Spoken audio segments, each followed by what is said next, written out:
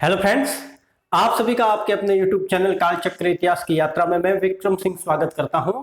आज का जो हमारा टॉपिक है वो है राजपूतों की उत्पत्ति।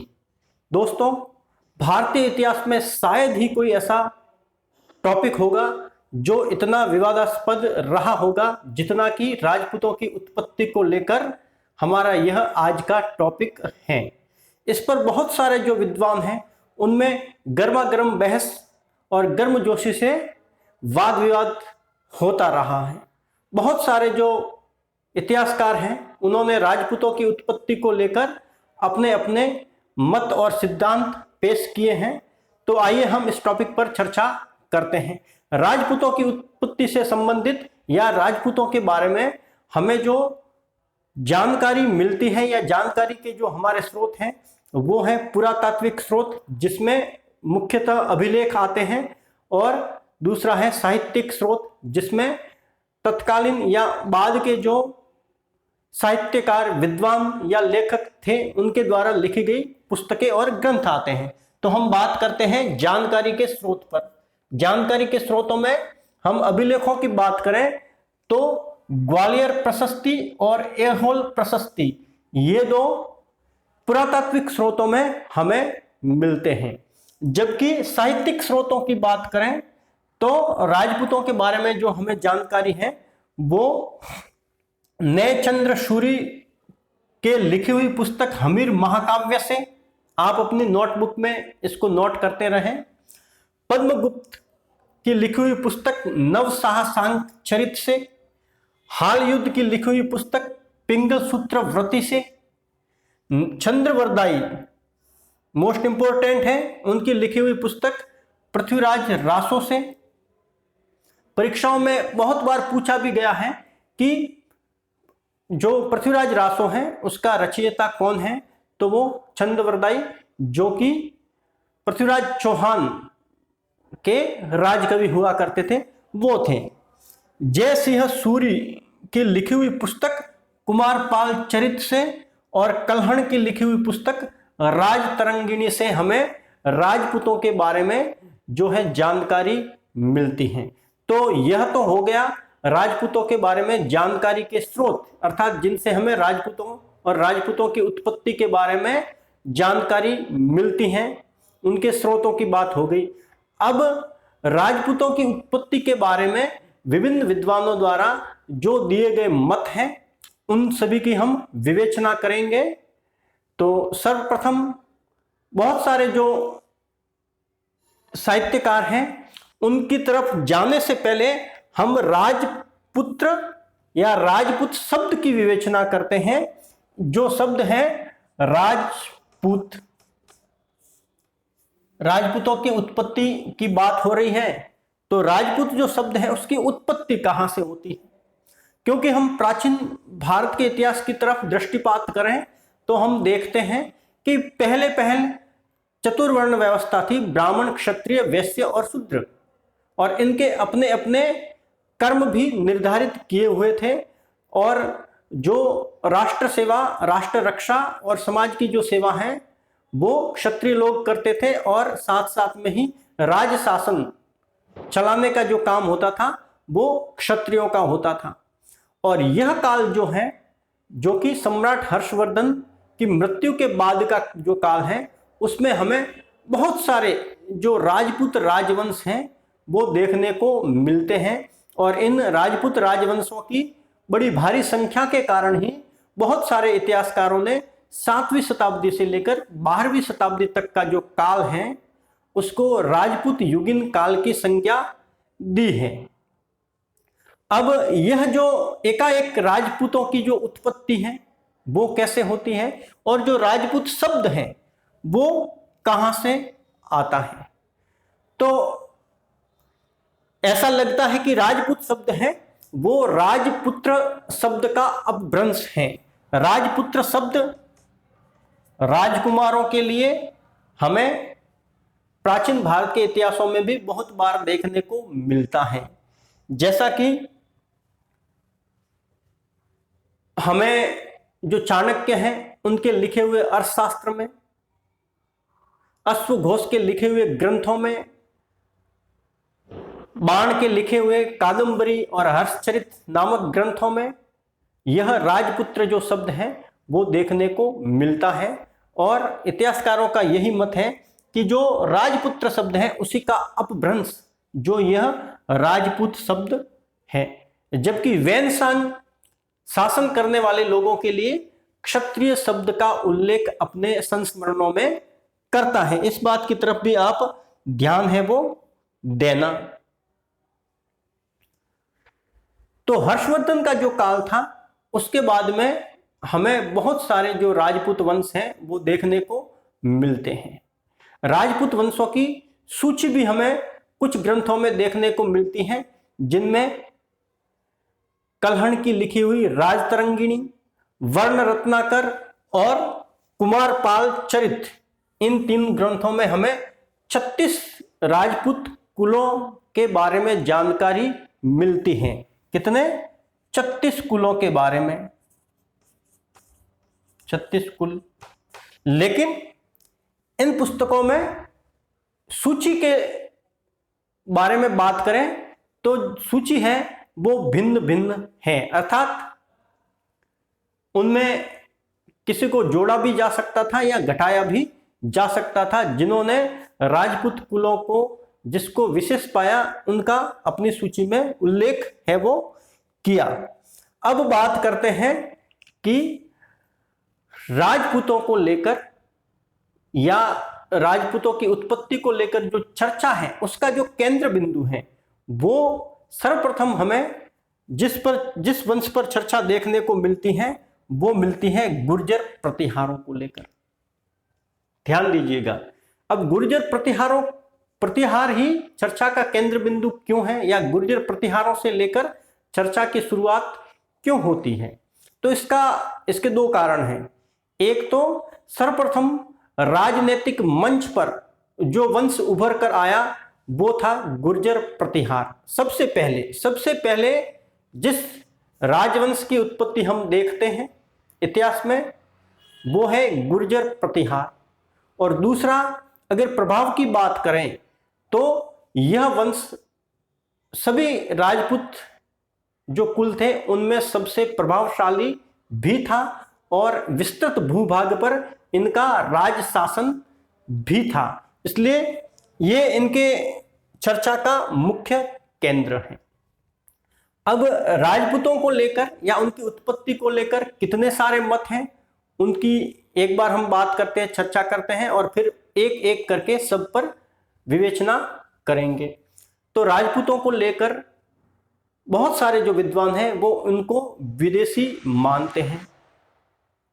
कुछ विद्वान हैं वो उनको अग्निकुंड से उत्पन्न, आबू पर्वत पर वशिष्ठ द्वारा अग्निकुंड से उत्पन्न मानते हैं, जबकि बहुत सारे विद्वान हैं वो उनको देशी क्षत्रियों की उत्पत्ति ही मानते हैं।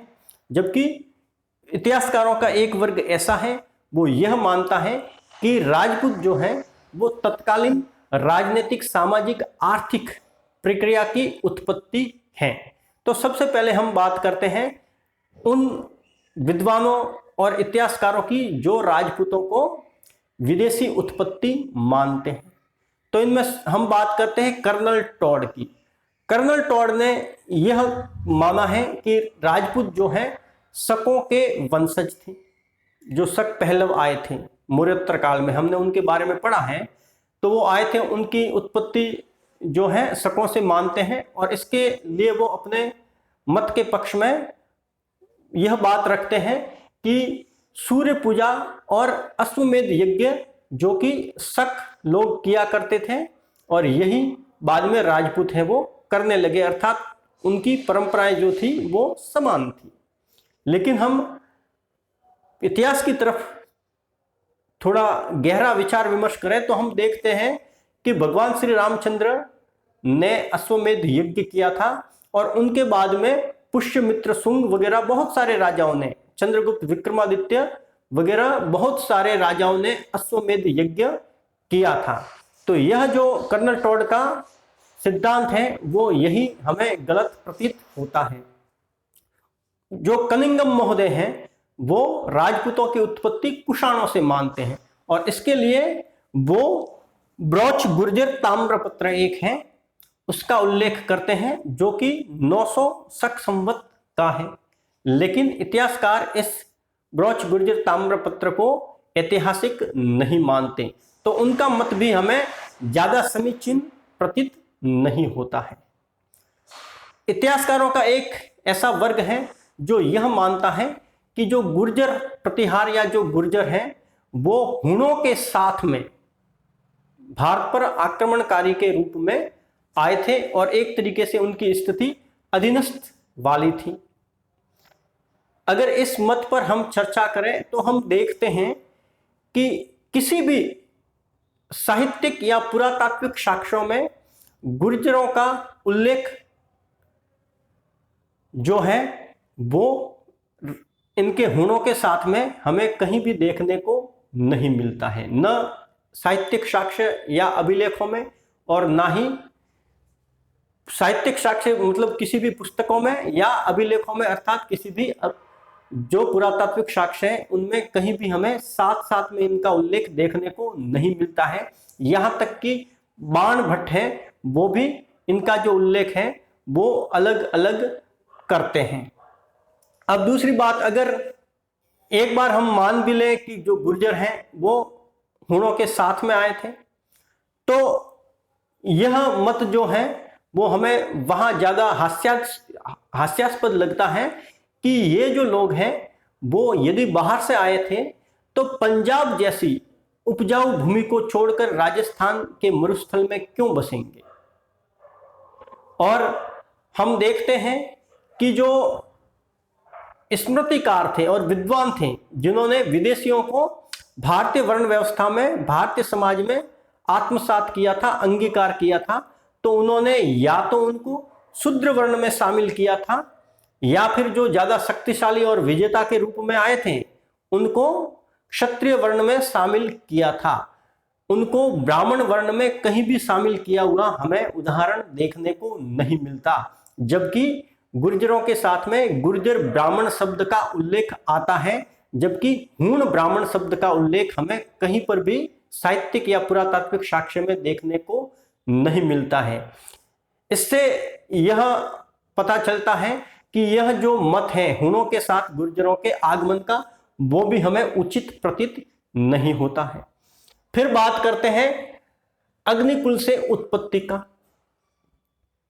तो यह जो मत है इसमें यह माना जाता है कि आबू पर्वत पर यज्ञ करते हुए ऋषि वशिष्ठ ने जो राक्षस थे उनसे अपने यज्ञों की रक्षा के लिए अग्निकुंड से 4 जो है राजपूत कुल है या परम पुरुष हैं उनको उत्पन्न किया। ये जो 4 थे वो प्रतिहार, परमार, चालुक्य और चौहान थे। यह जो मत है वो हमें पृथ्वीराज रासो नामक पुस्तक जो कि चंद्रवरदाई द्वारा लिखी हुई थी उसमें देखने को मिलता है। और उसके बाद के जितने भी ग्रंथ हैं जैसे कि सूर्यमल मिश्रण का वंश, भास्कर वगैरह, उनमें भी यह देखने को मिलता है। दशरथ शर्मा नाम के एक इतिहासकार हैं, उन्होंने बीकानेर के अभिलेखागार में जो पृथ्वीराज रासो की मूल प्रति है उसको देखा और उस पर रिसर्च किया, तो उनको यह देखने में आया कि मूल प्रति में यह अग्निकुल से उत्पत्ति का सिद्धांत कहीं भी देखने को नहीं मिलता है। अर्थात यह सिद्धांत है वो बाद में 16वीं शताब्दी के आसपास जोड़ा गया था। तो यह जो सिद्धांत है वो भी हमें कहीं से भी उचित प्रतीत नहीं होता है। हालांकि इस सिद्धांत को लेकर बहुत सारे जो विद्वान हैं उनका यह कहना था कि अग्नि है या यज्ञ जो है उसके द्वारा ही शुद्धिकरण होता है। तो जो विदेशी लोग थे उनको यज्ञ द्वारा शुद्धिकरण करके उनको जो चतुर्वर्ण व्यवस्था में क्षत्रिय वर्ण में जो है जगह ऋषि वशिष्ठ ने दी थी, जबकि यह सिद्धांत हमें उचित प्रतीत नहीं होता है। एक जो विद्वानों का मत है वो यह कहता है कि ये जो राजपूत हैं वो देसी जो क्षत्रिय कुल थे उनके ही वंशज थे। इस मामले में वो अभिलेखों के साक्ष्य देते हैं जिसमें उनको सूर्यकुल और चंद्रकुल या सूर्यवंश या चंद्रवंश से उत्पत्ति मानते हैं। और वो राजपूत जो शब्द है उसको इस तरीके से मानते हैं कि जो शासक वर्ग था उनके जो पुत्र थे उन्हीं की यह वंशावली है। तो इस जो मत है इसको सीवी वेद और GH ओझा यह है वो मानते हैं। हालांकि ये जो वंशों को सूर्यवंश और चंद्रवंश या भगवान श्री राम या पांडवों वगैरह से जोड़ने का जो काम है वो प्रशस्तिकारों ने राजकुलों की उत्पत्ति या राजवंशों की उत्पत्ति के 100-150 साल बाद में अपने जो राजा थे उनको खुश करने के लिए किया है। यह भी एक सत्य बात है। अब जो एक मत है विद्वानों का वो यह मानता है कि जो राजपूत हैं वो सामाजिक, आर्थिक और राजनीतिक प्रक्रिया की उत्पत्ति थे। एक शक्तिशाली वर्ग जो तत्कालीन जो होने वाले आक्रमण उनसे लड़ने के लिए अपने आप को तैयार कर रहा था, जिसमें बहुत सारे लोग हो सकते थे, चाहे वो विदेशी भी हो सकते थे। जैसे कि हूणों की बात करें तो हूण भी बाद में राजपूतों के ही 36 कुल में शामिल हो जाते हैं। चाहे हम जो जंगली जनजातियां थी, गोंड, खरवार वगैरह, उनमें भी जो योद्धा लोग थे वो राजनीतिक पटल पर अपनी स्थिति को मजबूत करते हुए राज सत्ता तक पहुंच रहे थे। या जो प्राचीन क्षत्रिय कुल हैं उनके जो वंशज हैं वो भी सत्ता हासिल कर रहे थे। तो इस तरीके से एक अलग ही वर्ग जो कि कुछ विदेशी लोगों का वंशज थे, कुछ देसी जनजातियां थी और कुछ देसी जो क्षत्रिय थे उनके ही वंशज थे, वो अपने आप को एक राजवंश में, जिनको राजपूत कहा जाता था, उसमें सम्मिलित कर रहे थे। बाद में उनके अपने वैवाहिक संबंध भी स्थापित हो रहे थे। इस तरीके से वो अपने आप को एक अलग ही वंश परंपरा में ढाल रहे थे। और इसमें भूमिदान जो है, जो कि सम्राट हर्षवर्धन के काल में बड़े पैमाने पर दिया गया, इस भूमिदान ने भी एक महती भूमिका है वो निभाई। भूमिदान प्राप्त करने वाले लोगों ने, जिनमें बड़े सामंत से लेकर छोटे छोटे जागीरदार भी होते थे, उनके सबके अपने अपने जो कर्तव्य और दायित्व थे वो भी भिन्न थे। जैसे कि बड़ा सामंत होता था वो राजा की आज्ञा के बिना भी अपने जो जागीरी होती थी उसमें भूमिदान कर सकता था, जबकि छोटा जागीरदार यह नहीं कर सकता था।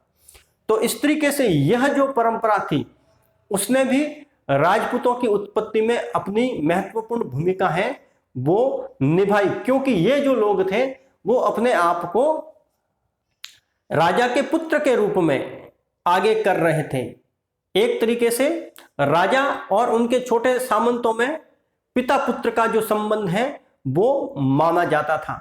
तो ये लोग अपने आप को राजा के पुत्र के रूप में ही आगे कर रहे थे कि हम राजा के पुत्र हैं, इसलिए हमें भी शासन करने का अधिकार है। यही कारण है कि हर्षवर्धन के बाद में हमें राजपूतों की उत्पत्ति देखने को मिलती है।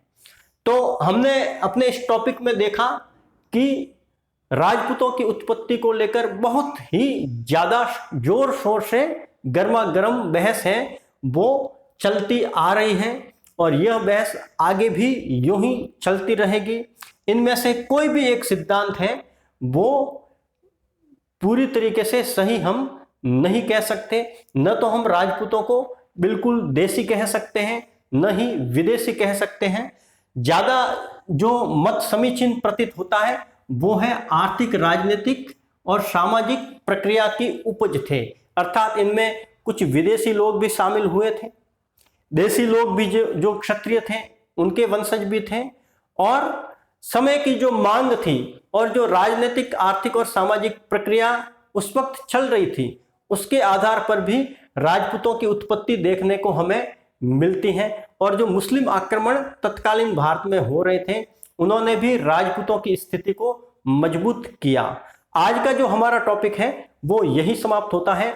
आपको हमारा वीडियो पसंद आया हो तो उसको सब्सक्राइब, लाइक और शेयर जरूर करें।